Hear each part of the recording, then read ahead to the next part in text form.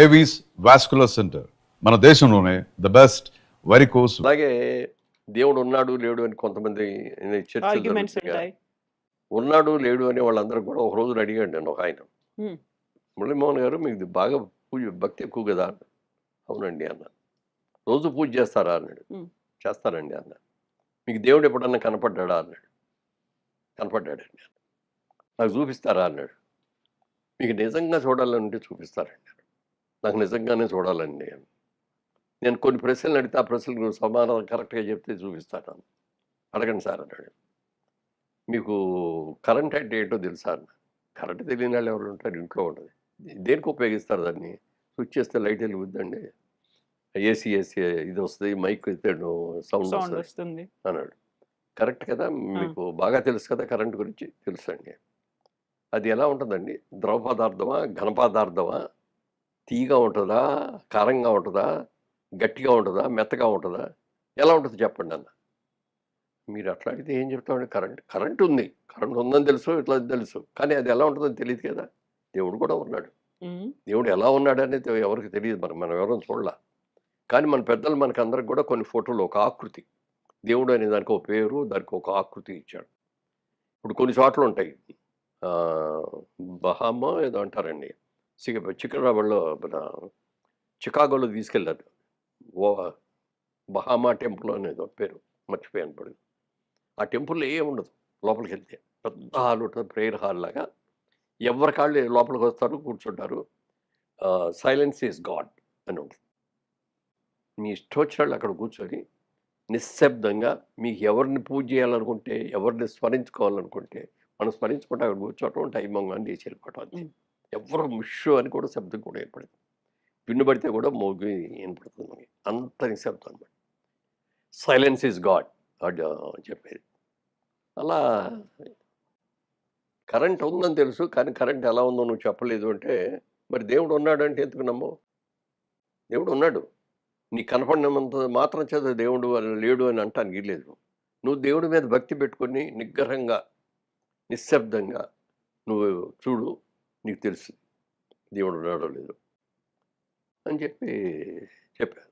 చెప్పిన తర్వాత ఇంకోటి ఏదో అన్నాడు. మీ ఫాదర్ ఉన్నారా అని అడిగాను. లేరండి, చనిపోయారండి అన్నాడు. మీ ఫాదర్ ఫోటో మీ దగ్గర ఉందా అన్నాడు. ఉందండి అని చెప్పి పర్సులో తీసి చూపించాడు. నన్ను అక్కడ పెట్టి దాని మీద ఉమ్మేయండి ఒకసారి అన్న. ఏంటండి నాన్నగారి మీద ఉమ్మేయమంటారు అన్నాడు. అంత కోపం వచ్చింది. ఏమంటే అది కాగితమే కదా, మీ నాన్న కాదు కదా, మీ నాన్న చచ్చిపోయారు, లేరు అక్కడ కాగితమే కదా, చింపే సాతలు పారేయండి అన్న. ఎవరండి అన్నాడు. అంటే నువ్వు అందులో మీ నాన్న చూస్తున్నావు కదా నువ్వు, అలాగే దేవుడిని ఎందుకు చూడు? ఫోటోలో ఉన్న దేవుడిని నువ్వు చూసుకోవచ్చు కదా. దేవుడు ఉన్నాడు. తర్వాత వీటన్నిటికంటే కూడా మించింది కూడా అన్నాను. మిగిలిన వాళ్ళందరూ దేవుళ్ళు ఉన్నా లేదు, ఇది ఏది అని అన్నా, మనకి పంచిపోతారు దేవుళ్ళు ఎదురుగా కనిపిస్తున్నాయి, ఎదురుకుండా కనిపిస్తున్నాయి. భూమి, ఆకాశం, నిప్పు, నీరు అన్నీ ఉన్నాయి. ఇందులో ఏ ఒక్కటి సరిగ్గా ఉండకపోయినా భూమి అలా తన చుట్టూ దానికి చుట్టూ తిరుగుతూ ఉంటుంది కదా. అలా అందరికి ఒకసారి ఫినిష్. మొత్తం వెనుజులాలో ఏమైంది? ఒక నిమిషంలో 2 సార్లు వచ్చిందంట. 2 సార్లు వచ్చేదానికి 50,000 మంది కనపట్టలేదు. ఎంతమంది చచ్చిపోయారో తెలియదు. ఇప్పుడు ఏమైంది, ఐడెంటిఫై చేసిన శవాలు. అలా భూమి కంపించినా మనం తట్టుకోలేము. సముద్రం పొంగిందనుకోండి, మొత్తం మటాష్. అలాగే గాలి, ఇవాళ రెస్ట్ తీసుకుందాంలే అని చెప్పి గాలి రావడం మానేసింది అనుకో, ఎంతసేపు ఉంటావు నువ్వు? గాలి పీల్చుకుంటే ఎంతసేపు ఉండగలవు? చచ్చిపోతాం. అలాగే ప్రతిదీ. అలాగే సూర్యుడు ఒక్కరోజు రోజు వస్తున్నాను కదా, ఒక రోజు 4 రోజులు రెస్ట్ తీసుకుంటాను కానీ సూర్యుడు రాలేదనుకోండి, అసలు ఏమైపోద్ది? అసలు సూర్యుడు అనేది రాబట్టి, ఆ హీట్ ఉండబట్టి మనకు ఇలా కూర్చోగలుగుతాం. సూర్యుడు లేదు ఈ 2 రోజులు అసలు గడ్డగట్టేస్తాం మనం. అందుకని సూర్యుడు నీ ప్రత్యక్ష దేవలే కదా, వీళ్ళు లేవని అనలేవు కదా, నువ్వు రోజు సూర్యుడికి దండం పెట్టుకుపోని అని చెప్పాక అప్పుడు బాగా చెప్పారు సార్. నేను కూడా రేపు నుంచి దండం పెట్టుకుంటానండి. మార్చేశారు ఆయన్ని ఇంకా. మార్చేసాం. అలాగే రకరకాల ఇన్సిడెంట్స్. జయసింహ అని బాలకృష్ణ గారు హీరోగా చేశారు సినిమా. ఆ సినిమాలో నాకు కూడా మంచి క్యారెక్టరు, బ్రహ్మానందం గారికి ఒక క్యారెక్టరు. మేమందరం కలిసి, అదే ఊరది తమిళనాడులో ఉంది, ఏదో పేరు పేరు కాదు సరిగ్గా గుర్తులేదు. అక్కడికి వెళ్ళాం షూటింగ్. ఒక హోటల్లో మాకు ఇచ్చారు కాటేజీలు. ఎవరి కాటేజీ వాళ్ళకి ఉంది. మధ్యలో ఒక పెద్ద స్విమ్మింగ్ పూల్ ఉంది. నేను మామూలుగా 5కి లేచి ఇది చేస్తుంటే అప్పటికి బాలకృష్ణ గారు 3కే లేచి హ్మ్. ఆయన జిమ్‌లో ప్రాక్టీస్ చేసి నేను లేచి ఇట్లా వస్తా ఉండగా ఆయన లోపలికి వస్తాడు. బాబు అయిపోయిందా అంటే అయిపోయిందండి అంటాడు. వెళ్ళిపోయి స్నానం చేస్తాడు. నేను నడిచి నేను ఇవన్నీ చేసి వచ్చేటప్పటికి ఆయన మంత్రాలు చదువుతూ ఉంటాడు. అట్లా దేవుడు. నేను నాకున్న పూజ ప్రకారం నేను స్నానం చేసిన తర్వాత మామూలు 9కి వెళ్ళిపోవాలి కాబట్టి హ్మ్. 8:30 లోపల పూజ అయ్యేటట్టుగా కూర్చోండి. ఆ రోజున నాకు షూటింగ్ లేదు. బ్రహ్మానందం గారికి షూటింగ్ లేదు. బాలకృష్ణ గారికి షూటింగ్ ఉండి వెళ్ళిపోయారు ఆయన. ఆయనకి చాలా పట్టుదలలు ఎక్కువ కొన్ని. ఆ రోజున ఏదైనా మంచిది కాదు ఈ టైం అన్నారనుకోండి. దానికి ముందన్నా బయలుదేరతాడు, లేకపోతే అది అయిన తర్వాతన్నా బయలుదేరతాడు. అంత ఇదిగా అనమాట. అక్కడ ఎవరు ఉండరో తెలీదు. షూటింగ్ మొదలవ్వలేదు అనేసి వెళ్ళి కార్‌లో అట్ట పడుకొని ఉంటాడు. అంత స్ట్రిక్ట్‌గా ఉంటాడనమాట. హ్మ్. సరే నా పూజ అయిపోయింది. ఈయనొచ్చి కూర్చున్నాడు బయట. ఇంకా అవుద్ది, ఇంకా అవుద్ది అని చూస్తున్నాడు. నేను నా పూజ ఎలా చేస్తానంటే ఇదివరకు నిశ్శబ్దంగా చేస్తాం కదా ఎవరైనా. నాకు మొదట్లో ఆ వాయిస్ కొంచెం పీలగా ఉండేది.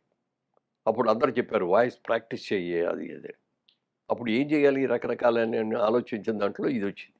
రోజు శ్లోకాలు పూజ చదవడమా? చేస్తాం కదా! రోజు మనం చదివే శ్లోకాలు గాని, ఇయి గాని మంత్రాలు గాని బాగా బిగ్గరగా చదువుదాం ప్రాక్టీస్ అవుతుంది అని.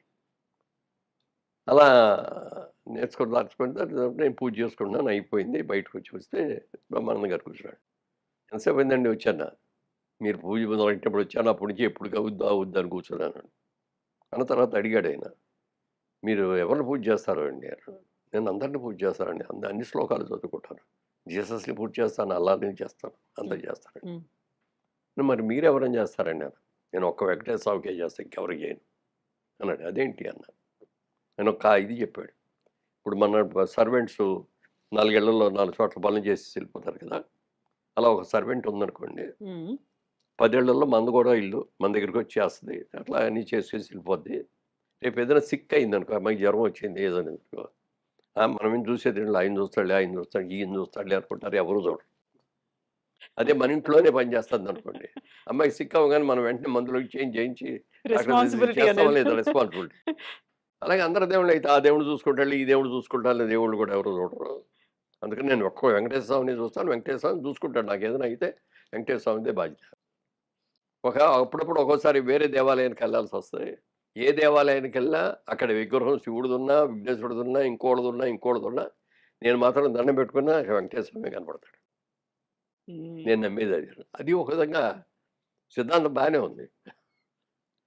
ఇట్లా రకరకాలు హ్మ్. ఉన్నాయి. సరే ఇప్పుడు ఫైనల్‌గా అంటే పద్మశ్రీ వచ్చిన తర్వాత దీనికి ఇంత వాల్యూ ఉంటదని గాని, ఇంతమంది అభిమానులొచ్చి పలకరిస్తారని గాని, ఇంతమంది ఇన్ని రకాలుగా అభినందిస్తారని గాని నేను అనుకోలేదు. ఎక్స్‌పెక్ట్ చేయలేదు. నేను ఎక్స్‌పెక్ట్ చేసిన దాని మీద 100 టైమ్స్ నాకు ఎక్కువగా అనిపించింది. హ్మ్.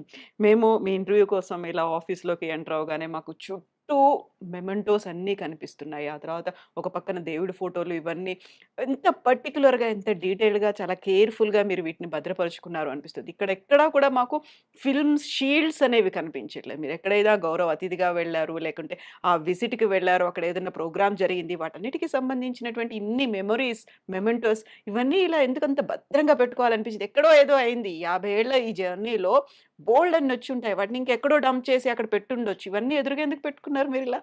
అంటే మాకు మెడ్రాస్‌లో ఎళ్ళినప్పుడు ఫస్ట్ అసలు 100 డేస్ షీల్డ్ వస్తే చాలా ఆనందంగా హ్మ్. విపరీతంగా సినిమా సక్సెస్ అయింది. 100 రోజుల పండగయింది. షీల్డ్ ఇచ్చారు.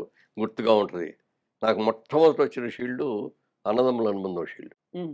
ఎన్టీ రామారావు, నేను, బాలకృష్ణ గారు ముగ్గురు యాక్ట్ చేసాం అన్నదమ్ములుగా. అది ఫస్ట్ షీల్డ్ వచ్చింది. వచ్చిన రోజు చాలా చాలా థ్రిల్‌గా ఫీల్ అయ్యాను. చాలా జాగ్రత్తగా చూపించుకున్నాను. ఆ టీవీ మీద పెట్టాను. ఇంకా వన్ బై వన్ డేలో చూసారు షీల్డ్స్ వచ్చేస్తున్నాయి. హ్మ్. వీటికన్నిటికి ఇది కట్టాలి వీటిలో అక్కడెక్కడ పెట్టం కుదరదని మంచి షోకేస్ కట్టుకున్నాం. దాంట్లో పెట్టుకున్నాం. ఇంకా అయి నిండిపోయింది. పక్క రూమ్‌లో ఇంకో షోకేస్ కట్టి దానికి పెట్టాం. ఎవరైనా వచ్చేస్తే ఇయన్నీ చూస్తా ఉండేవారు. ఇది ఈ సినిమా ఇదే. సార్ ఇదేనండి మా ఆస్తి అని చూపించాం. నేను. అంటే అదొక సంతృప్తి.